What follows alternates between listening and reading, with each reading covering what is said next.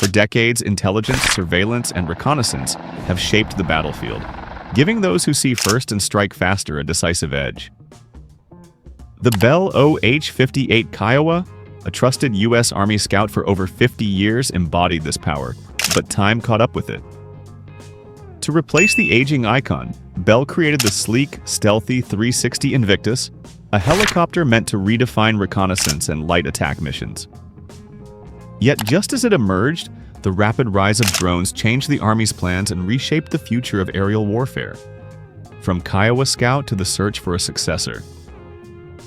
In the 1960s, the U.S. Army recognized the need for a light observation helicopter that could scout enemy positions, guide artillery, and give troops vital intelligence.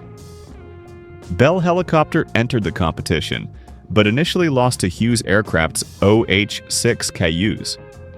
Instead of retreating, Bell refined its design, creating the Model 206A Jet Ranger, with a more aerodynamic fuselage and additional cargo space. When the Army reopened the competition in 1967 with new requirements, Bell's redesigned helicopter won. The aircraft was officially named the OH-58 Kiowa, honoring the Native American tribe, and entered service as the Vietnam War demanded reliable aerial reconnaissance. The Kiowa began as an unarmed observer, but it did not remain that way. Through the Army Helicopter Improvement Program, Bell introduced the OH-58D Kiowa Warrior, which featured better engines, modern sensors, and weapons. This upgrade allowed the helicopter to work in hunter-killer teams alongside gunships like the AH-1 Cobra and later the AH-64 Apache. The Kiowa would locate enemy targets while the heavier attack helicopters destroyed them. This approach proved especially valuable in conflicts such as Operation Desert Shield and Operation Desert Storm, where OH-58Ds logged nearly 9,000 flight hours and achieved an impressive 92% mission readiness rate, the best among combat helicopters at the time. Rugged, easy to maintain, and versatile, the Kiowa became a trusted battlefield scout. But by the 2000s, the Kiowa's age was showing. Its single engine, reliance on human observation, and decades-old airframe were no longer enough in an era of advanced sensors and networked warfare. The Army needed a faster, stealthier, and more lethal scout helicopter that could survive an increasingly hostile airspace filled with radar-guided weapons and advanced enemy systems. The birth of the Bell 360 Invictus. To address this challenge, the U.S. Army launched the Future Attack Reconnaissance Aircraft Program, or FARA, in 2018. The goal was clear: find a replacement for the aging Kiowa that could meet the demands of modern battlefields. Bell responded with the Bell 360 Invictus, a helicopter that blended the company's proven engineering with cutting-edge upgrades. The Invictus was based on the Bell 525 Relentless, a super medium lift helicopter developed for the commercial market. The 525 was fast, stable, and equipped with advanced fly-by-wire controls, making it a strong foundation for a military aircraft. Bell stripped down the design, militarized it, and gave it an array of weapons and high-tech systems. The Invictus featured a sleek, narrow fuselage optimized for stealth and urban combat. Its cockpit was arranged in tandem, with the pilot and gunner seated one behind the other to reduce drag and improve visibility. It used a single, powerful General Electric T901 turboshaft engine supported by an auxiliary Pratt & Whitney power unit, aiming for speeds over 210 miles per hour, significantly faster than older scout and attack helicopters. Its four-blade composite rotor provided strength and agility while reducing vibration and weight. And most importantly, the Invictus was fully fly-by-wire, replacing traditional cables and pulleys with electronic controls that improved responsiveness and cut mechanical complexity. Weaponry and sensors were also at the core of the Invictus's design. It carried a 20mm cannon mounted under the cockpit, sophisticated sighting optics, and a laser designator. Mid-mounted stub wings could carry guided missiles, allowing it not just to scout but to strike if necessary. All of this was packaged into a helicopter that could navigate tight urban spaces and evade detection more effectively than its predecessors. When Bell unveiled a full-scale mock-up of the Invictus at the Association of the United States Army's annual meeting in 2019, It generated considerable excitement. Here was a helicopter that seemed to perfectly match the Army's vision of the future. A nimble, stealthy, and deadly scout that could support troops across complex battlefields while working alongside heavier aircraft. Why the Invictus seemed like a game-changer.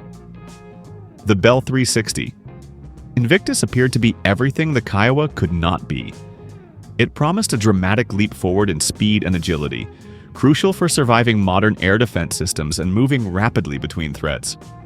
Its sleek design suggested it could evade detection and operate effectively in tight urban environments where future conflicts might unfold.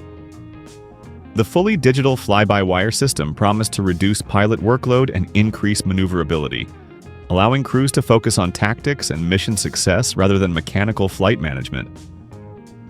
By basing the aircraft on the Bell 525, Bell also kept development costs lower than designing a completely new helicopter from scratch, a major advantage in an era of tight defense budgets.